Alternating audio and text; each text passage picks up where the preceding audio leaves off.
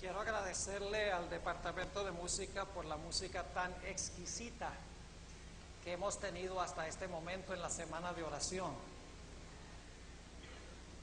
Yo no sé si ustedes se han fijado de las palabras de nuestro himno tema. A veces cantamos el himno y muchas veces no pensamos lo que estamos cantando. Este es un himno del himnario adventista. Hay muchos himnos en el himnario adventista que casi nunca cantamos. ¿Cuántos conocían este himno antes de la semana de oración? Levanten la mano. Bueno, hay unos pocos. Noten cómo va la secuencia de las estrofas. Primero oramos por luz, luego imploramos valor, luego pedimos más fe, luego suplicamos amor. Y cuando tenemos todas estas bendiciones, lo conseguimos todo en la última estrofa. Así que cuando cantemos este himno, reflexionemos sobre la secuencia de argumentación, podríamos decir, que lleva este hermoso himno del himnario adventista. Antes de entrar a nuestro estudio de esta noche, la paciencia de los santos, les invito a inclinar sus rostros conmigo y vamos a implorar la bendición del Señor. Padre Celestial, gracias te damos porque nos has dado un día más lleno de vida y de bendiciones. Qué privilegio encontrarnos en este lugar para honrar y glorificar tu nombre y para escuchar tu voz hablando a nuestra conciencia. Pedimos, Señor, que el mensaje de esta noche halle su lugar profundo en nuestras mentes y corazones para fortalecernos en los días que pronto vendrán, cuando perderemos todo apoyo humano y tendremos que depender solamente de ti. Gracias, Señor, por escuchar nuestra oración y gracias por responderla. En el nombre de Jesús. Amén. Les invito a buscar en sus Biblias conmigo el libro de Apocalipsis, el capítulo 14 y el versículo 12. Apocalipsis, el capítulo 14 y el versículo 12, un versículo muy bien conocido por todos nosotros, indudablemente. Es la conclusión del mensaje del tercer ángel. En realidad es la conclusión de los tres mensajes de los ángeles. Y quiero que noten lo que dice aquí en el versículo 12. Aquí está la paciencia de los santos. Y luego dice, aquí están los que guardan los mandamientos de Dios y la fe de Jesús. Ahora, mañana en la mañana, Dios mediante, vamos a hablar de los mandamientos de Dios. Y mañana en la noche vamos a hablar en cuanto a la fe de Jesús. Pero esta noche queremos hablar de lo que significa la expresión la paciencia de los santos. Tal vez una mejor traducción de esa palabra paciencia. Cuando hablamos de paciencia, a veces pensamos que significa sentarnos y soportar todo lo que nos viene pasivamente. Pero esta palabra paciencia se traduciría mejor perseverancia. Aquí está la perseverancia de los santos. Ahora, esta noche quiero que estudiemos este tema en cuanto a la paciencia o la perseverancia de los santos, empleando una historia de la Sagrada Escritura que ilustra, creo yo, mejor que cualquier otra historia, lo que significa la paciencia. Noten lo que dice en el libro de Santiago, si van conmigo a Santiago, el capítulo 5 y el versículo 11, y ya se van a fijar sobre quién vamos a hablar esta noche, para ilustrar la paciencia que tendrá el pueblo de Dios en los últimos días. Santiago, el capítulo 5 y el versículo 11.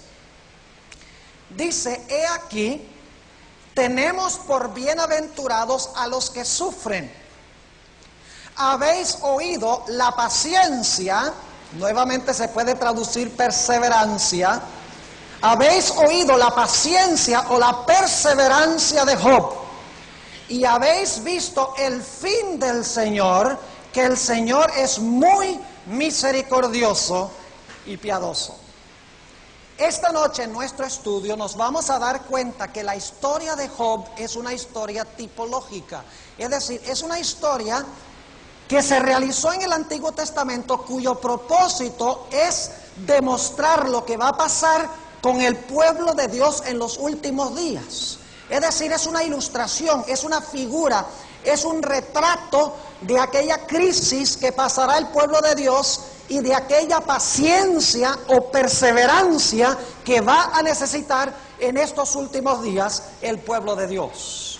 Así que vayan conmigo al libro de Job en el Antiguo Testamento y vamos a analizar esta historia en esta noche lo más detalladamente posible.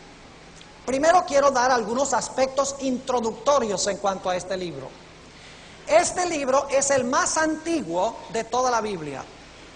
Cuando uno examina el contenido del libro, no cabe duda que el autor de este libro fue Moisés. Él está relatando una historia que se realizó aproximadamente 1900 años antes de nacer Cristo Jesús. No está escribiendo esta historia 1900 años antes de que Cristo nazca. La historia se realiza 1900 años antes, en la época patriarcal. Pero Moisés está escribiendo este libro, que le fue dado a Dios por inspiración, aproximadamente 1500 años antes de Jesucristo. Es decir, este libro es el más antiguo que tenemos en la Sagrada Escritura. Tan antiguo es el idioma del libro de Job que algunas secciones del libro, los traductores de la Septuaginta, que es la versión griega del Antiguo Testamento, no fueron capaces de traducir el hebreo al griego porque era un hebreo demasiado arcaico, demasiado antiguo. Es decir, este es un libro antiquísimo, el más antiguo del Antiguo Testamento. Ahora, yo creo firmemente que este es un libro histórico. Si ustedes leen muchos comentarios hoy en día, les van a decir que esta es una obra filosófica que tiene el propósito de enseñar una gran lección, pero que no se realizó en la historia. A mí me parece muy difícil sacarle consuelo a la experiencia de Job si no se realizó en la historia. Porque si es una historia que no se realizó, ¿qué esperanza podemos tener de que el Dios que ayudó a Job es el Dios que nos va a ayudar a nosotros en los últimos días?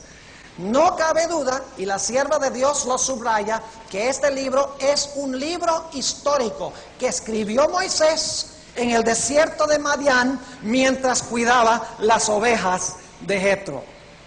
Ahora, otro detalle importante que necesitamos recordar al estudiar el libro de Job es que cuando la historia de este libro se realizó, no había revelación escrita. Es decir, Job, quien vivió 400 años antes que se escribiera este libro, no tenía Biblia.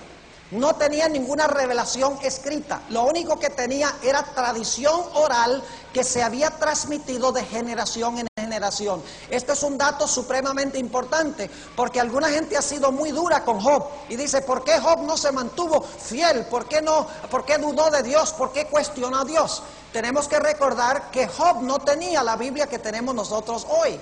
Tal vez cuando reconocemos eso seríamos un poquito más misericordiosos con este patriarca del Antiguo Testamento. Ahora, el libro de Job ha sido tema de estudio de muchos eruditos. Y la mayoría de los eruditos han perdido de vista el tema central de este libro. Y la razón por la cual lo han perdido es porque andan en la superficie del libro. Si ustedes leen libros o comentarios sobre el libro de Job, van a conseguir que les van a explicar que la razón por la cual el libro fue escrito es para explicar por qué razón sufren los inocentes. Es una filosofía sobre el sufrimiento de los inocentes.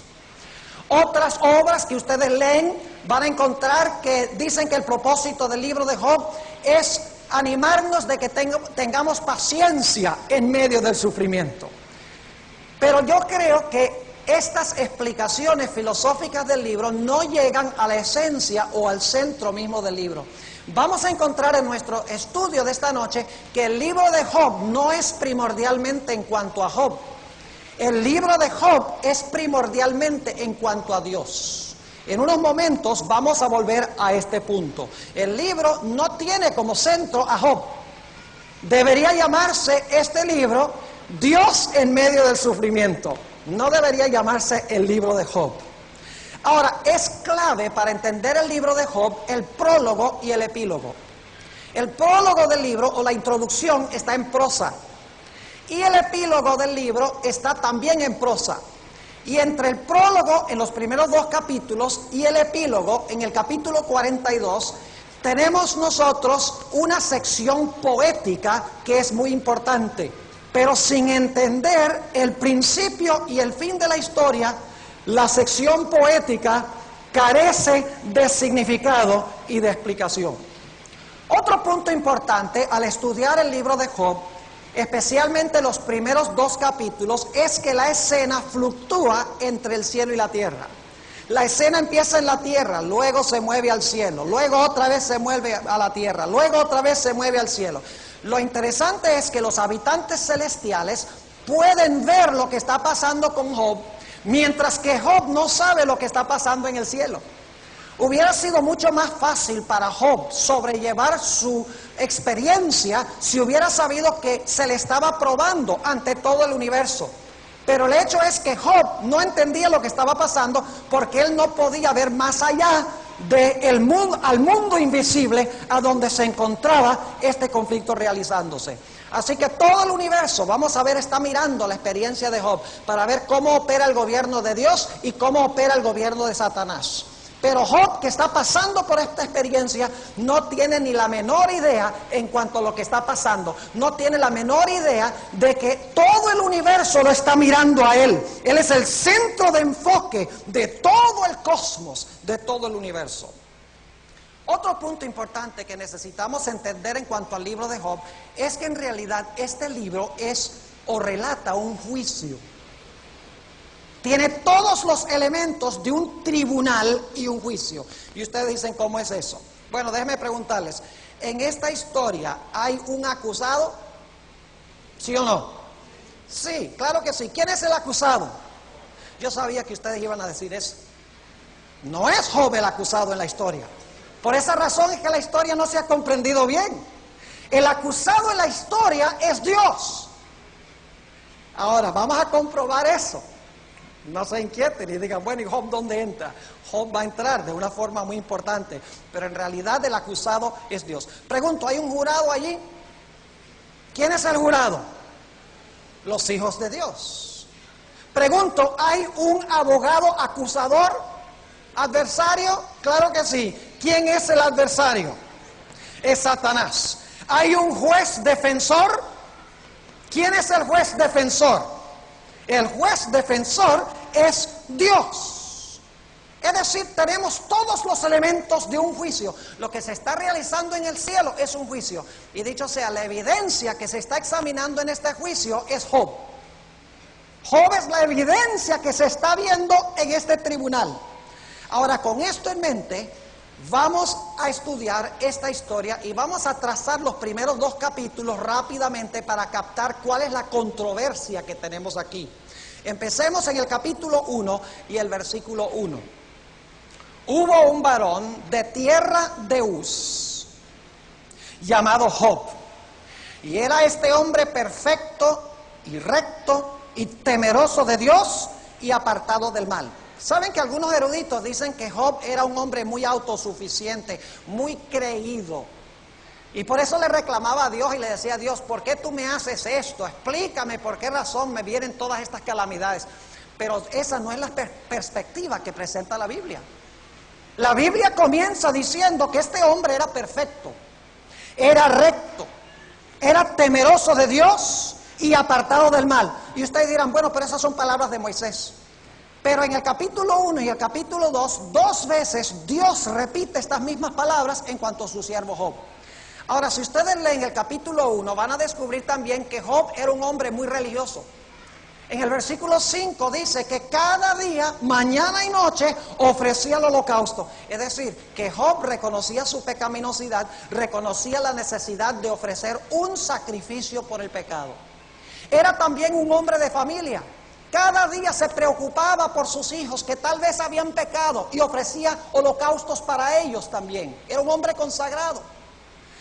Además de eso, dice la Biblia en el capítulo 29 de Job, que él usaba sus posesiones para ayudar a los pobres, a los necesitados. Es decir, Job era un hombre recto, era un hombre perfecto, un hombre temeroso de Dios, apartado del mal, pero que también reconocía su pecaminosidad, se preocupaba por su familia, usaba sus bienes para ayudar a otras personas. Era un hombre de verdad consagrado al Señor. Pero había uno que lo estaba observando por esta razón. ¿Y quién era ese? Satanás. Noten el versículo 2. Y naciéronle 7 hijos y 3 hijas, una señal de una gran bendición de Dios. En la Biblia, mientras más hijos, mejor. Si no hay hijos, es una calamidad. Por eso ustedes se dan cuenta, cuando Sara no tiene hijos, dice a Abraham: mira, Abraham, aunque sea toda la criada, pero si no tengo hijos, me muero. Es decir, era grandemente bendecido por Dios. Dice: nacieronle 7 hijos y 3 hijas. Y su hacienda, miren qué rico era. Y su hacienda eran 7,000 ovejas y 3,000 camellos y 500 yuntas de bueyes, 500 asnas y muchísimos criados. Y era aquel varón grande más que todos los orientales. E iban sus hijos y hacían banquetes en sus casas, cada uno en su día, probablemente el día del cumpleaños. Y enviaban a llamar sus 3 hermanas para que comiesen y bebiesen con ellos.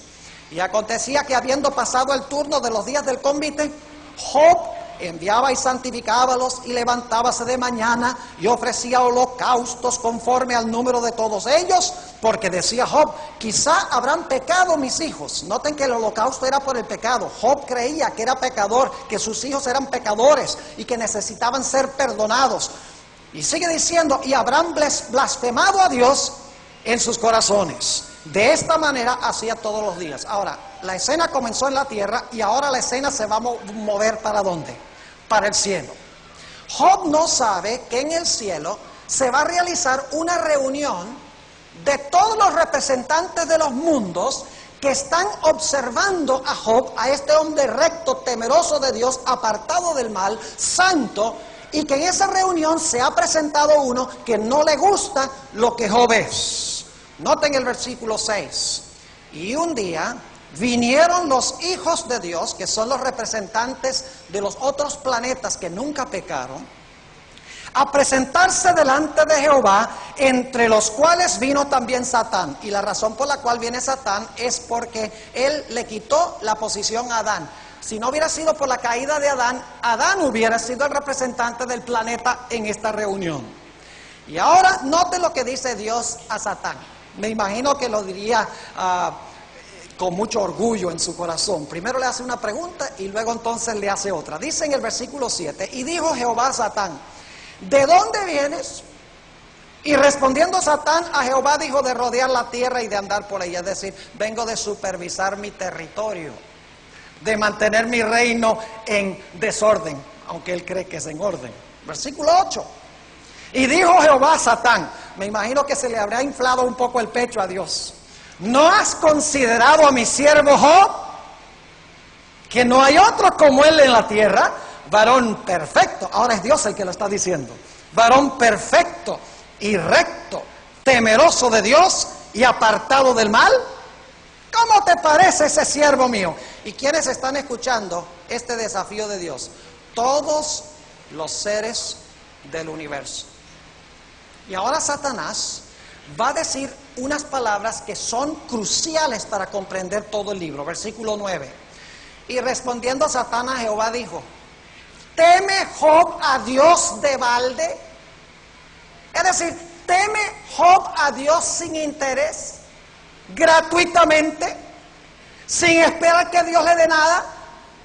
Es decir, ¿tú crees que Job te ama a ti nada más por amarte, o será que te ama por todo lo que tú le das? ¿A quién está acusando Satanás en esta declaración? No está acusando a Job, está acusando a Dios. Le está diciendo, noten nuevamente, no le has tú cercado a él y a su casa y a todo lo que tienen de alrededor. Al trabajo de sus manos has dado bendición, por tanto su hacienda ha crecido sobre la tierra.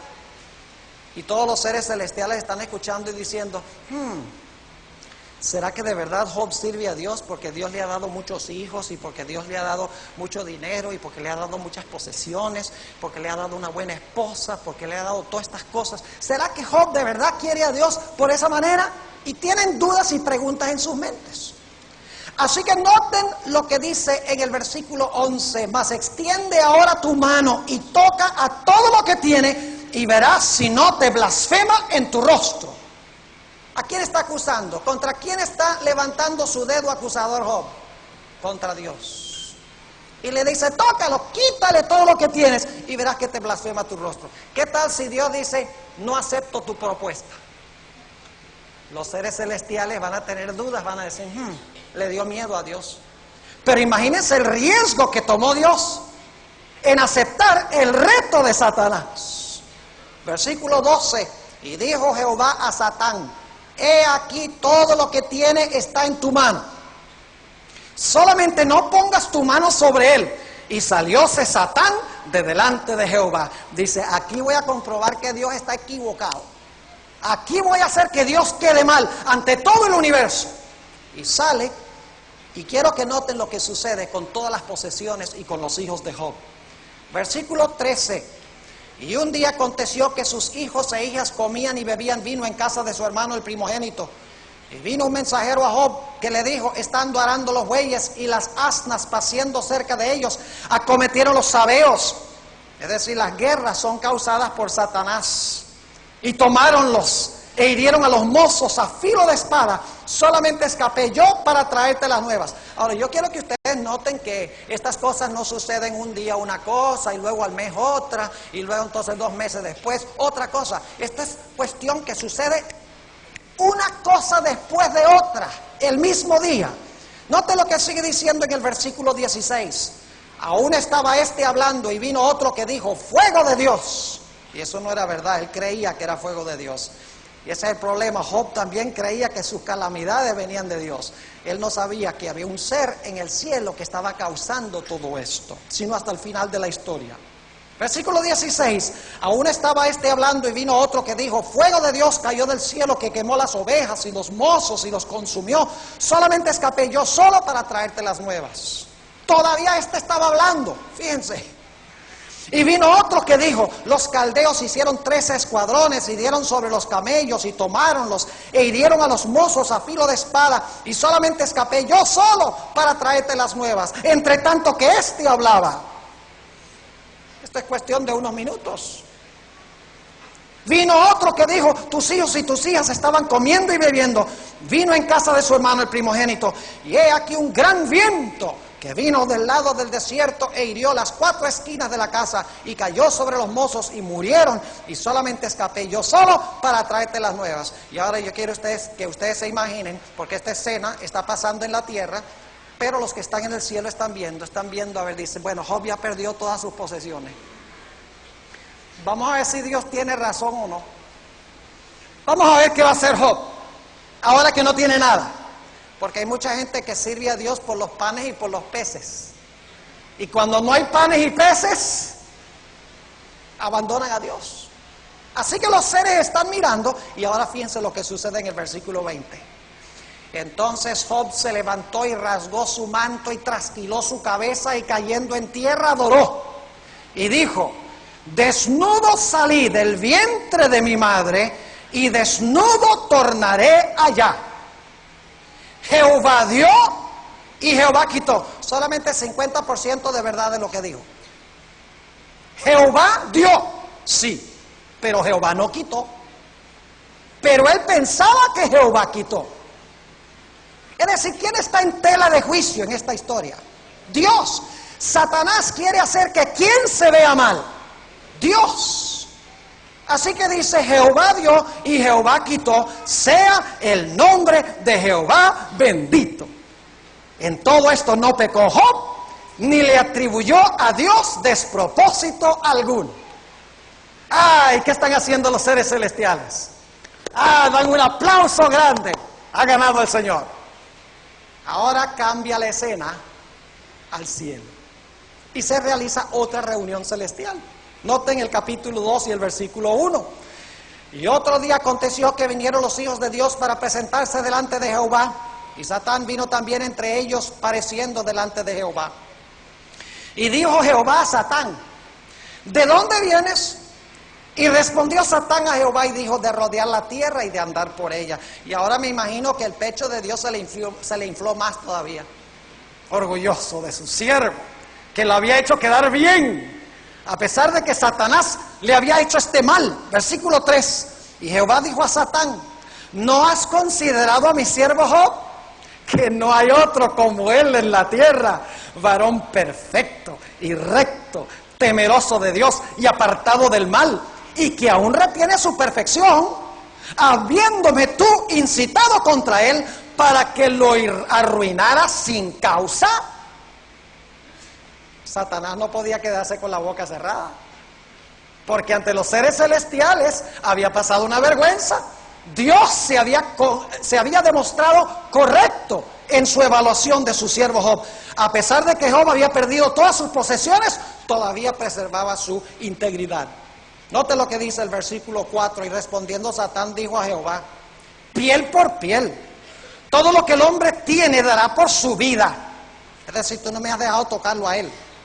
Mas extiende ahora tu mano y toca a su hueso y a su carne, y verás si no te blasfema en tu rostro. Es decir, déjame tocarlo a él. Y Jehová dijo a Satán: he aquí, él está en tu mano, mas guarda su vida. Y ahora Satanás dice: ahora puedo ponerle la mano a él. Y noten lo que hace Satanás con Job, versículo 7. Y salió Satán de delante de Jehová, e hirió a Job de una maligna sarna. Esta palabra sarna es la palabra sechin en hebreo. Se usa para describir la lepra y también las llagas que le salieron a los egipcios cuando cayeron las plagas sobre Egipto. Es decir, la peor plaga que tenía Satanás en su laboratorio es la que hizo caer sobre él.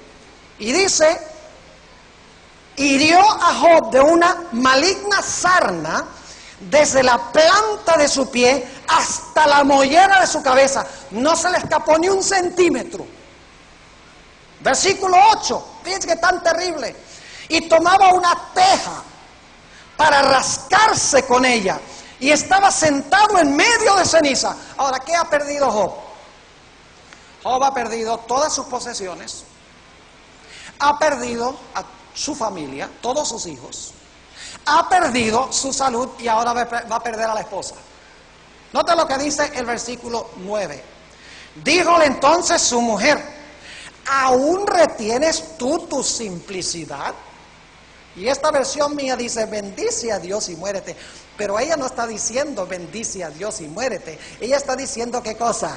Maldice a Dios y muérete. Ella se está tornando acusadora con Satanás. Maldice a Dios y muérete. Ahora ha perdido a su esposa. ¿Y qué dice Job? Versículo 10. Y él le dijo, como suele hablar cualquiera de las mujeres fatuas, has hablado. También recibimos el bien de Dios y el mal no recibiremos. En todo esto no pecó Job con sus labios. Ahora fíjense lo que ha perdido Job. Ha perdido sus posesiones, ha perdido sus hijos, ha perdido su salud, ha perdido su esposa. Y ahora vienen sus amigos más cercanos para consolarlo. ¡Qué consoladores!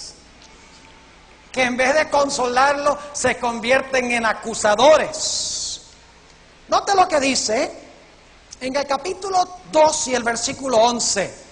Y 3 amigos de Job, Elifaz temanita y Bildad suita y Sofar naamatita, luego que oyeron todo este mal que le había sobrevenido, vinieron cada uno de su lugar porque habían concertado de venir juntos a condolecerse de él y a consolarle. Los cuales alzando los ojos desde lejos no lo conocieron. Es decir, estaba tan desfigurado de rascarse con la teja que ni siquiera fueron capaces de reconocerlo. Y dice, y lloraron a voz en grito, y cada uno de ellos rasgó su manto y esparcieron polvo sobre sus cabezas hacia el cielo. Así se sentaron con él en tierra por 7 días y 7 noches, y ninguno le hablaba palabra porque veían que el dolor era muy grande. Ahora, los eruditos que han estudiado el libro de Job, muchos de ellos, han llegado a la conclusión de que este libro es una de las tragedias más grandes. Es un libro que tiene un fin inexplicable y absurdo. Y la razón es que todos los actores de la historia que están al principio del libro reaparecen al final. El único que aparentemente no reaparece al final es ¿quién? Satán. Y se dice, bueno, Dios reprende a los amigos, le restaura a la esposa, etcétera, al final de la historia. Pero el que le causó todo el mal, todo el sufrimiento, la historia no dice qué fue lo que Dios hizo con él. La Biblia guarda silencio. Pero vamos a encontrar que la Biblia no guarda silencio. La Biblia va a explicar claramente el fin de este que fue el que causó todo el sufrimiento de Job.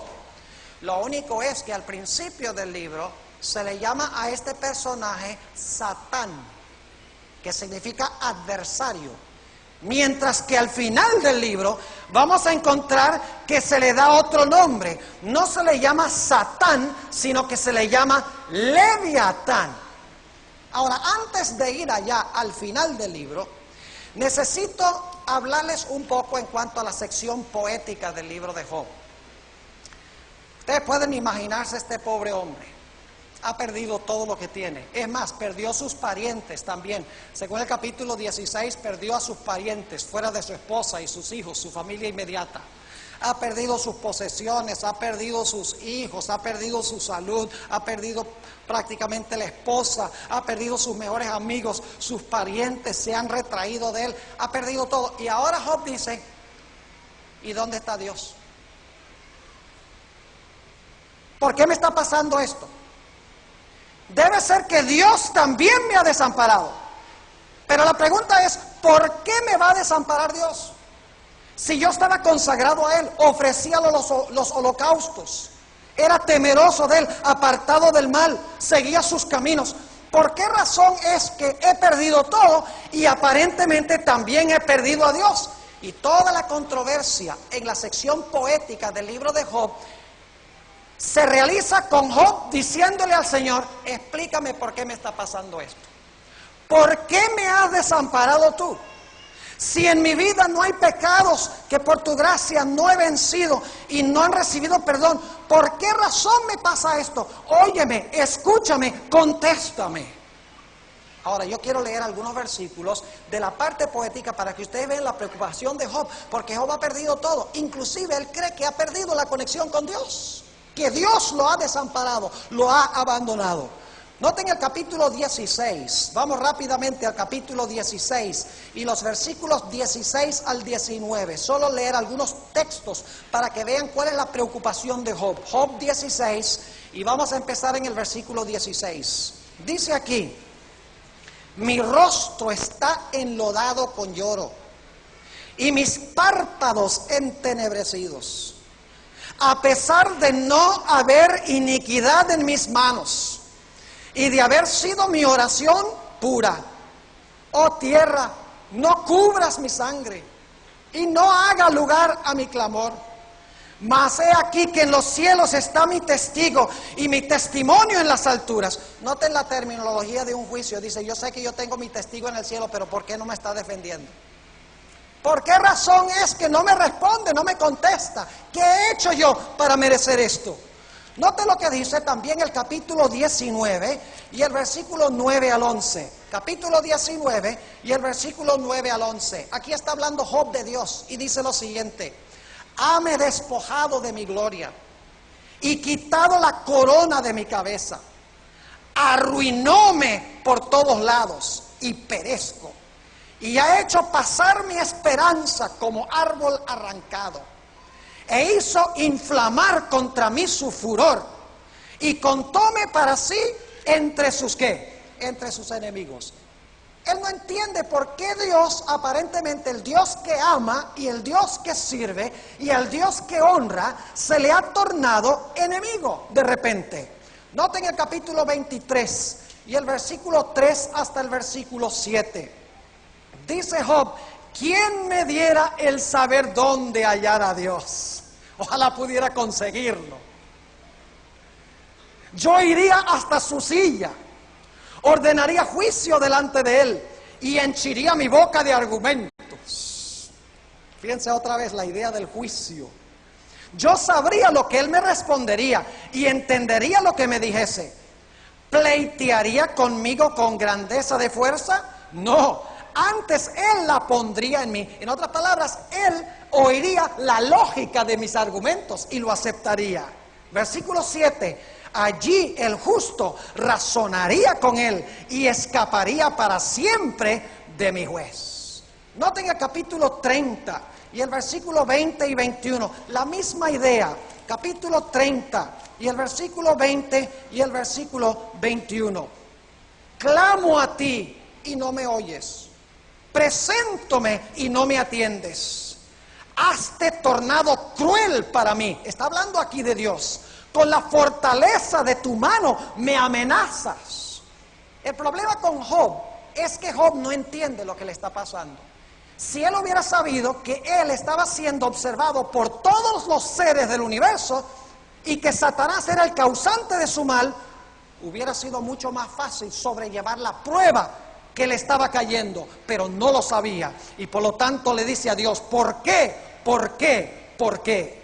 Noten el capítulo 31 y el versículo 6. 31:6. Dice Job: péseme Dios en balanzas de justicia y conocerá mi integridad. Versículo 35. ¿Quién me diera? ¿Quién me oyese? He aquí mi impresión es que el omnipotente testificaría. Noten la terminología legal nuevamente. Testificaría por mí, aunque mi adversario me hiciera el proceso judicial. Nuevamente, este es un juicio que se está realizando en el cielo. Y Job dice: esta es una injusticia. Al que yo sirvo, mire lo que me hace. ¿Por qué? ¿Por qué? ¿Por qué? Se la pregunta. Óyeme. Y le pregunta a Dios. Y saben ustedes que Dios se lo aguanta por 36 capítulos. Imagínense eso. Dios deja que Job descargue, que pregunte y que se queje porque Dios no le contesta. Nunca soltó el brazo de Dios, dicho sea de paso. Porque si hubiera soltado el brazo de Dios, Satanás hubiera ganado y Dios no le hubiera restaurado al final de la historia. Así que Job está preguntando: Dios, por 36 capítulos deja que Job hable, y entonces finalmente, cuando llega al capítulo 38, dice Dios, suficiente, ya me toca a mí. Noten, capítulo 38 y el versículo 1. Y respondió Jehová a Job desde un torbellino y dijo: ¿quién es ese que oscurece el consejo con palabras sin sabiduría? Es decir, no sabía lo que estaba pidiendo, no sabía lo que estaba pasando. Versículo 3. Ahora ciñe como varón tus lomos, yo te preguntaré y hazme saber tú. Es decir, ahora tú te callas y yo te pregunto. ¿Y sabe lo que le pregunta a Dios? No tenemos tiempo de leer los capítulos 38 y 39, pero si ustedes miran Job 38 y 39, Dios describe los días de la creación en su orden exacto. Empieza con la creación de la luz, luego va a la creación del firmamento, luego va a la creación de la tierra seca y la hierba, luego va a la creación de las constelaciones del cielo, luego habla de las aves, luego de los animales terrestres, en su orden correcto. Y lo que le dice Dios a Job es: tú que te consideras tan grande y que me exiges a mí explicaciones, ¿dónde estabas tú cuando yo hice todo esto? Dime tú, gusanito, ¿dónde estabas tú? Note lo que sigue diciendo. Voy a leer nada más unos pocos versículos para que puedan captar la pregunta de Dios. Versículo 4 del capítulo 38. ¿Dónde estabas cuando yo fundaba la tierra? Házmelo saber si tienes inteligencia. ¿Quién ordenó sus medidas, si lo sabes? ¿O quién extendió sobre ella cordel? ¿Sobre qué están fundadas sus basas? ¿O quién puso su piedra angular? Cuando las estrellas todas del alba alababan y se regocijaban todos los hijos de Dios. Y así sucesivamente continúa Dios relatando las maravillas de la creación. Y Dios le pregunta: ¿dónde estabas tú cuando yo hice todo esto? Tú no estabas ni en proyecto. Así que, ¿quién eres tú, enanito humano, para exigir explicaciones del gran Dios, creador del cielo y la tierra? Y es más, vamos a encontrar que Dios le está diciendo a Job: mira, el problemita tuyo es insignificante con el problema que tengo yo. Si tú supieras cuál es el problema real que tengo yo ahora con el adversario, tú entenderías y no te quejarías tanto, porque el problema tuyo es chiquito, solamente en tu esfera, pero el problema que yo tengo es un problema cósmico, un problema universal. Y así Dios habla con Job y le dice: ¿dónde estabas? Explícame, ahora contéstame tú. Y quiero que noten lo que dice el capítulo 40 y el versículo 1, cuando Dios ya llega al final de su argumentación. A más de esto respondió Jehová a Job y dijo: ¿es sabiduría contender con el omnipotente? El que disputa con Dios responda a esto. Es decir, tú tienes derecho de disputar conmigo, le dice Dios. Y ahora quiero que noten lo que le contesta Job. Muy importante, versículo 3 del capítulo 40. Y respondió Job a Jehová y dijo: he aquí que yo soy vil, ¿qué te responderé? A la luz de lo que tú me has dicho, que tú eres el gran Dios y yo soy un miserable ser humano, ¿qué te voy a responder? Mi mano pongo sobre mi ¿qué? Sobre mi boca. Y luego dice: una vez hablé y no responderé, aún 2 veces, mas no tornaré a hablar. Es decir, Job le está diciendo a Dios: me callo y no hablo más. Pero ¿sabe lo que es interesante? Job vuelve a hablar. Aunque dijo: hablé una vez, no voy a hablar más. Punto final. Tus argumentos son poderosos. No entiendo lo que me está pasando, eso es cierto, pero tú eres el gran Dios y yo soy una miserable criatura tuya. ¿Quién es una criaturita para cuestionarte a ti? Entiendo, hiciste tu punto. Pero ¿saben que Job vuelve a hablar? ¿Y saben cuándo vuelve a hablar? Cuando Dios le revela una visión de una criatura monstruosa que se llama Leviatán. Después que Dios le muestra a Job al Leviatán, Job dice: no, Señor, perdón, dije que no iba a hablar más, pero tengo que abrir la boca de nuevo. Ahora, ¿quién es este Leviatán?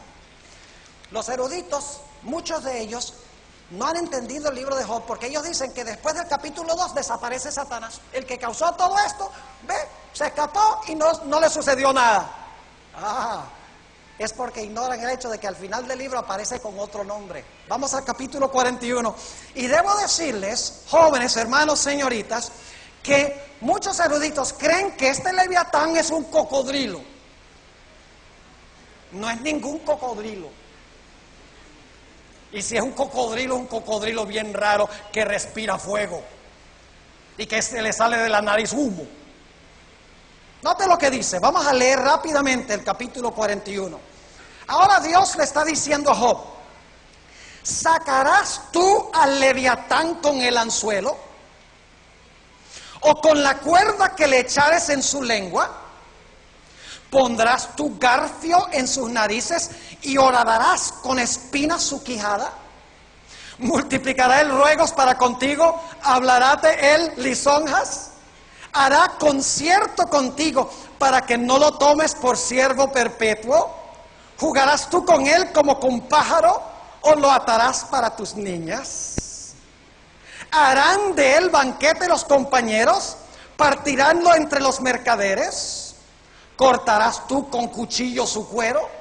¿O con asta de pecadores su cabeza? Pon tu mano sobre él, te acordarás de la batalla y nunca más tornarás. He aquí que la esperanza acerca de él será burlada, porque aún a su sola vista se desmayarán.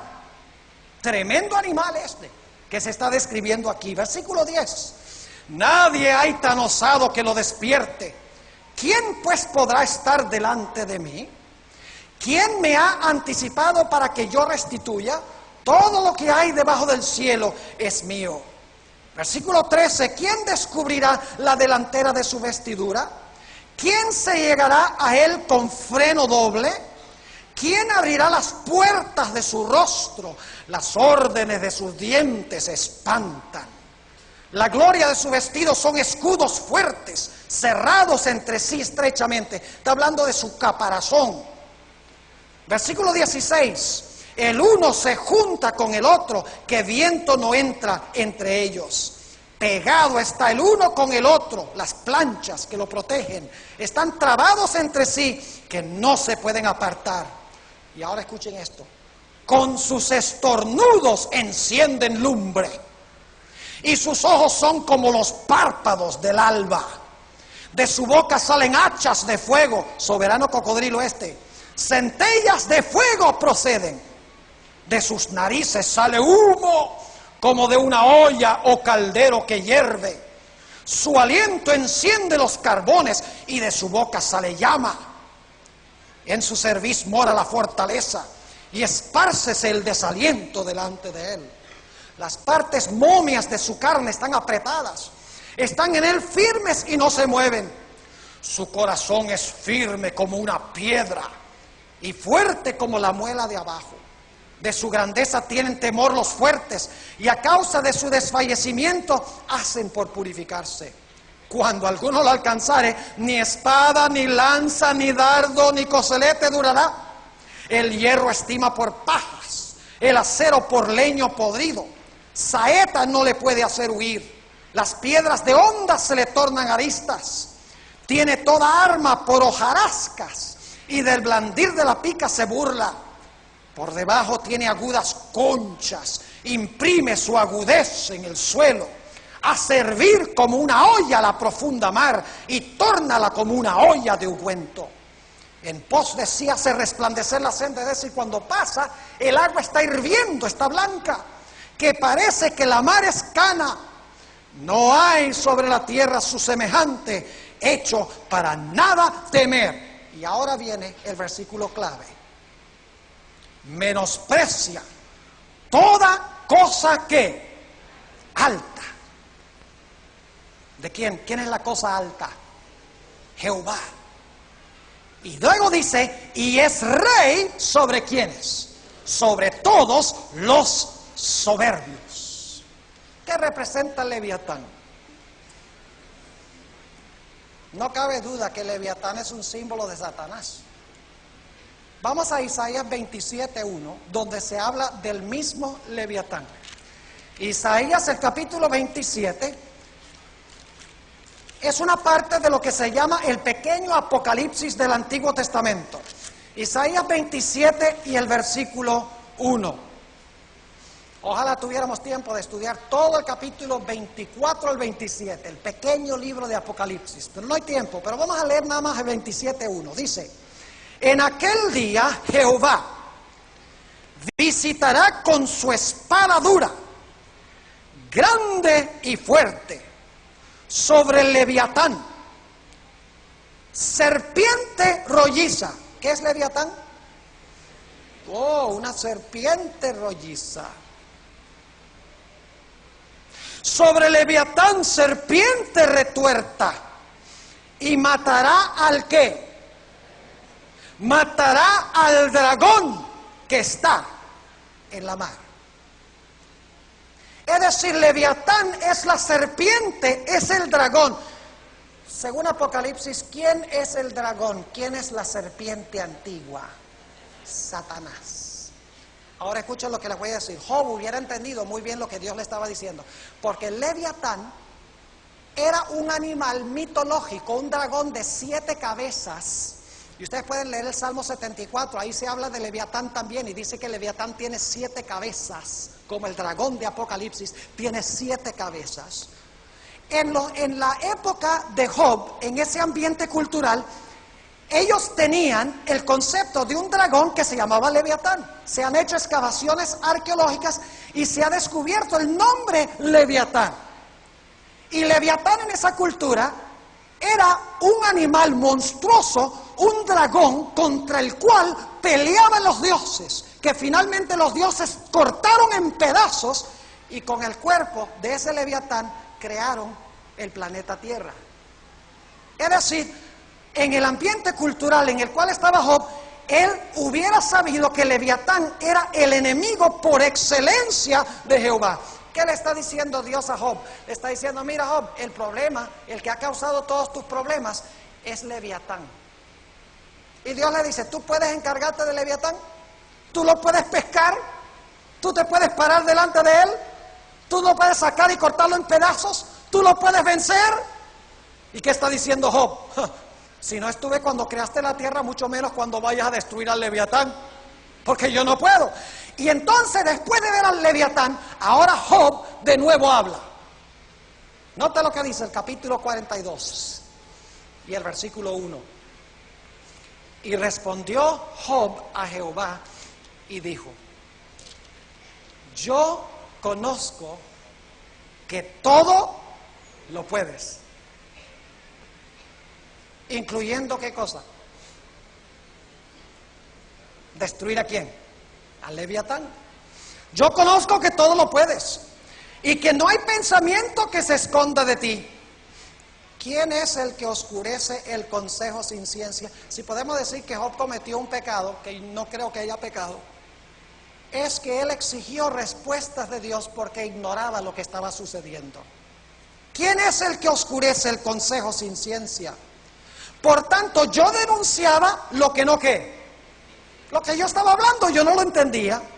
Cosas que me eran ¿qué?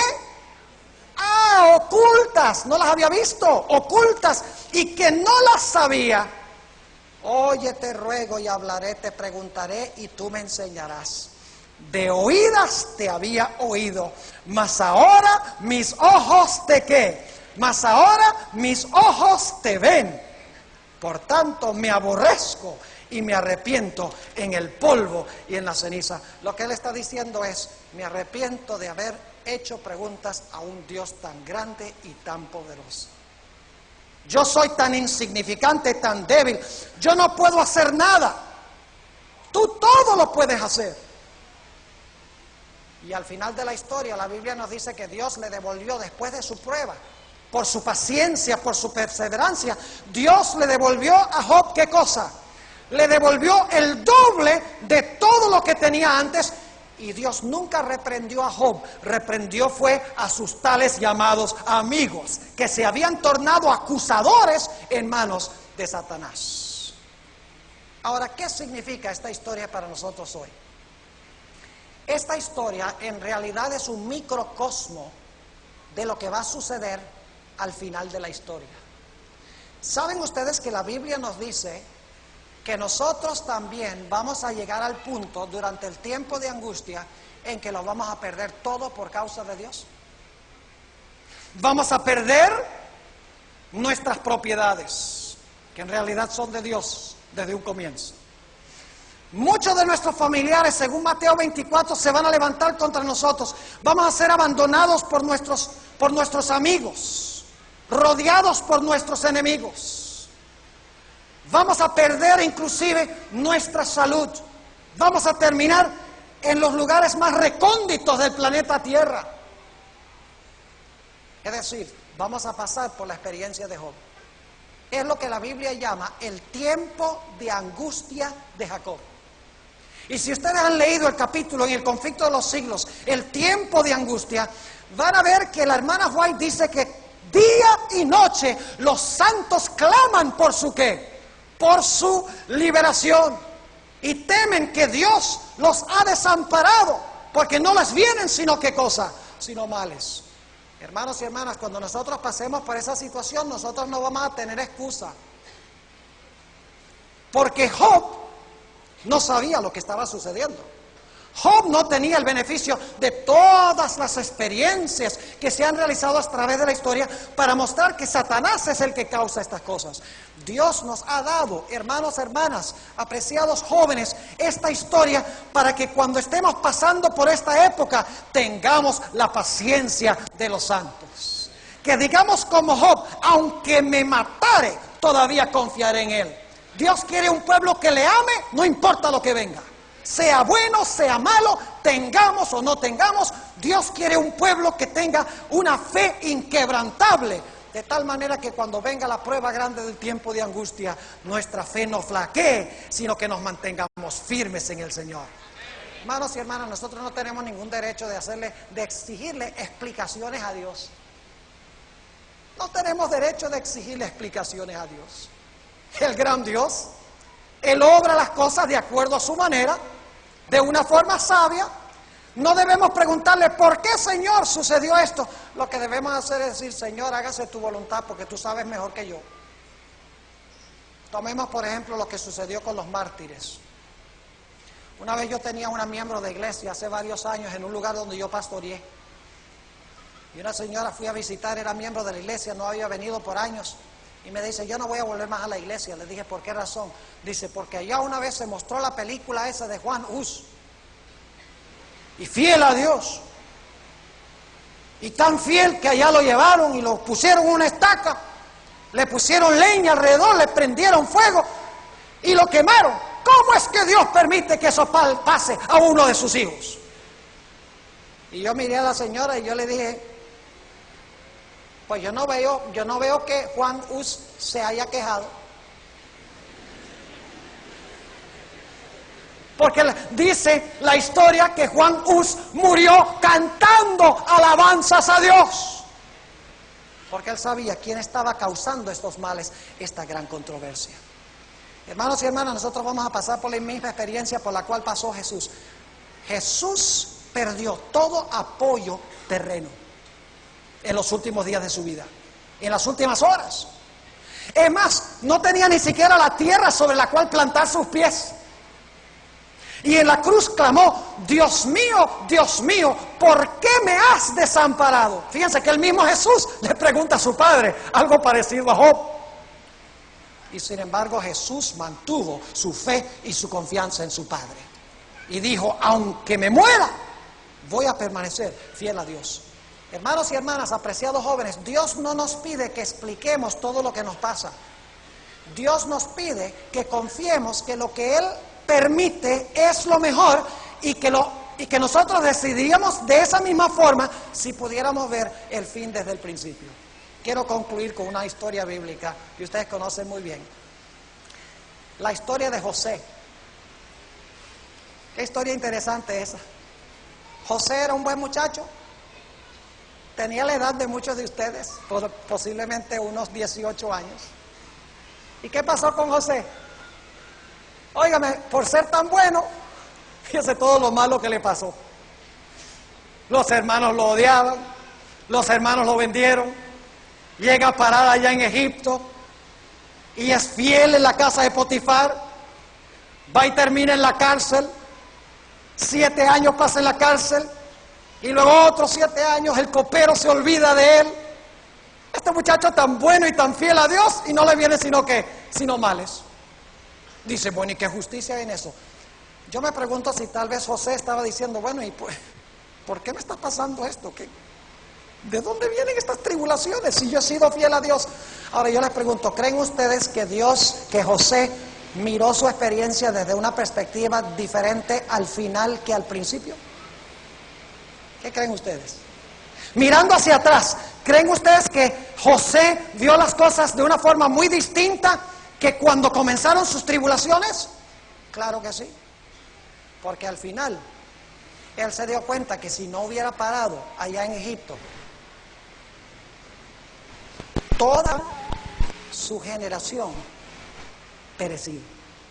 Y cuando se encuentra con sus hermanos, y los hermanos están llorando, ay José, perdónanos por lo que hemos hecho, José les dice, no se inquieten, no lloren tanto, que Dios me ha mandado aquí, delante de ustedes, para preservar la simiente. Jóvenes y señoritas, hermanos, hay muchas cosas de esta vida que no vamos a entender sino hasta que lleguemos al reino. Y cuando lleguemos al reino, vamos a mirar hacia atrás y vamos a decir, gracias Señor por hacerlo de esa manera. Ahora entiendo. Gracias por permitir que yo pasara por esas tribulaciones. ¿Y sabe lo que va a suceder? Dios va a vindicar su carácter a través de todo el universo. Porque Dios va a mostrar en este mundo que tendrá una generación de personas que tienen la paciencia de los santos. Y todo el universo verá que ese pueblo no le sirve a Dios por los panes y por los peces. No les sirve a Dios por los beneficios que reciben, sino que les sirven a Dios sencilla y llanamente porque aman a Dios. Dios quiere esa clase de pueblo. Un pueblo que tenga la paciencia de los santos. La paciencia no viene de la noche a la mañana. No crean ustedes que el tiempo de angustia vamos a tener paciencia si no la hemos desarrollado antes. La paciencia hay que desarrollarla ¿cuándo? Ahora. La fe hay que desarrollarla ¿cuándo? Ahora. Ahora yo quiero preguntar en esta noche, ¿cuántos de ustedes están presentes aquí en esta noche? Quieren decirle al Señor Jesús, yo sé que la crisis profetizada en la Biblia se avecina. La crisis cuando tendremos que pararnos solos en nuestra relación con Dios sin ningún apoyo humano. Señor, esta noche yo quiero pedir que tú me des esa paciencia necesaria para sobrellevar toda tribulación y todo problema en mi vida, para que cuando lleguen las pruebas grandes pueda permanecer fiel a ti, aunque se desplomen los cielos. ¿Quieren ustedes que tenga una oración para pedirle a Dios que nos dé esa paciencia de los santos? Gloria a Dios, oremos. Padre Celestial, te damos gracias porque nos has dado esta historia que ilustra lo que es la paciencia de los santos. Te ruego, Señor, que en esta noche, tú has visto cada mano que ha sido levantada. Te ruego que en esta noche a cada persona reunida aquí que ha levantado la mano, tú les des esa paciencia.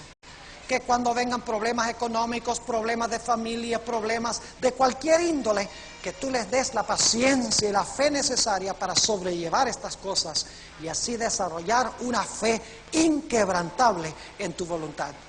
Gracias te damos, Señor, por escuchar nuestra oración. Gracias te damos porque de antemano sabemos que tú nos responderás, porque te lo pedimos en el nombre y por los méritos de Cristo nuestro Salvador. Amén.